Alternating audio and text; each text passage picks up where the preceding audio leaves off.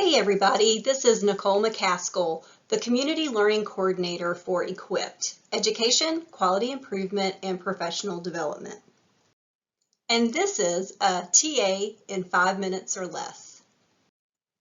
So the forecast for this coming weekend looks like we're going to have some snow and ice.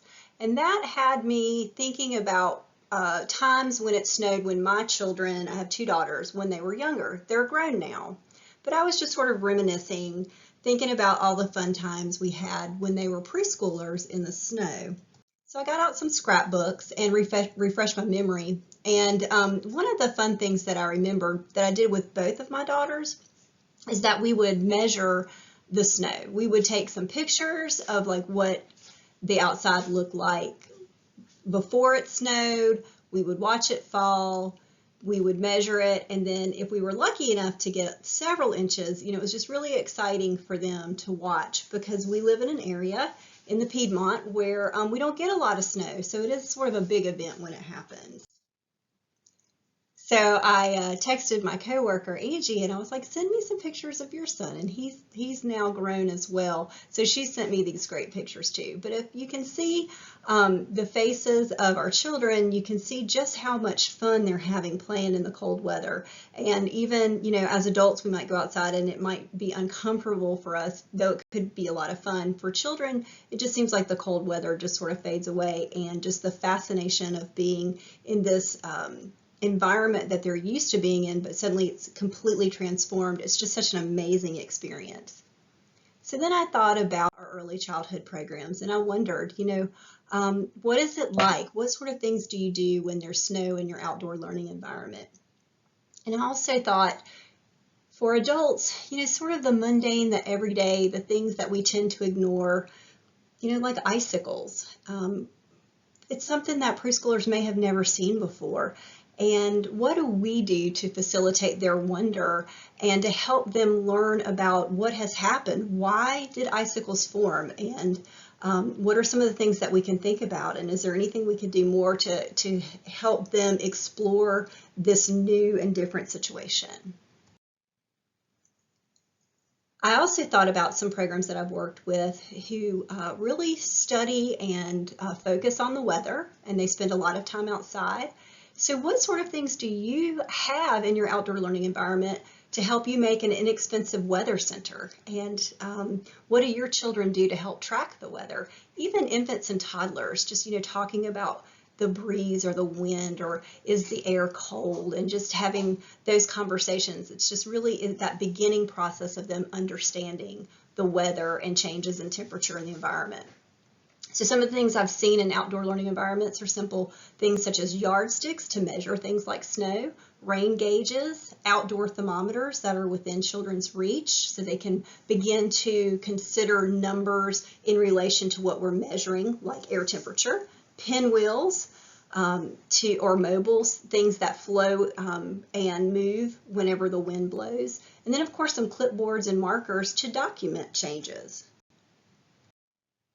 So this is one of my daughters from many, many years ago, and in her program, they did just that. They had thermometers that they would measure temperature. They had two, actually, which I think is kind of fun to have a comparison.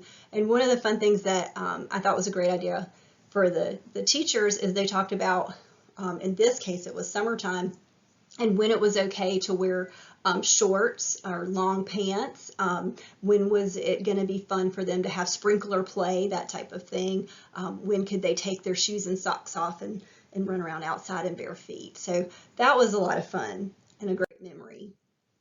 At a recent outdoor tour that I attended in Randolph County, the Trogdons made these weather centers, the Trogdons from Trogdon Daycare in Asheboro, and they're just so creative and come up with so many fun things, and I just wanted to share these with you.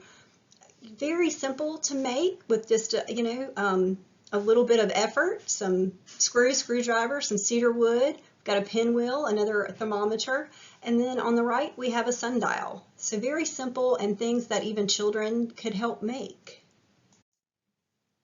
And then in another environment, it reminded me of the programs that really focus also on the creatures and the critters that live in your outdoor environment and thinking about their needs and how can we help them. So this time of year, you know, our plants and things are kind of sparse right now, and we know that birds are always looking for things to eat, and squirrels too. So it's always fun to have bird feeders and things that are placed near windows where you can observe them, and safe spaces in your outdoor learning environment, so they can observe and start seeing the differences and the changes of what kind of creatures and critters are around this time of year, and what types of creatures and critters sort of disappear and reappear in the spring.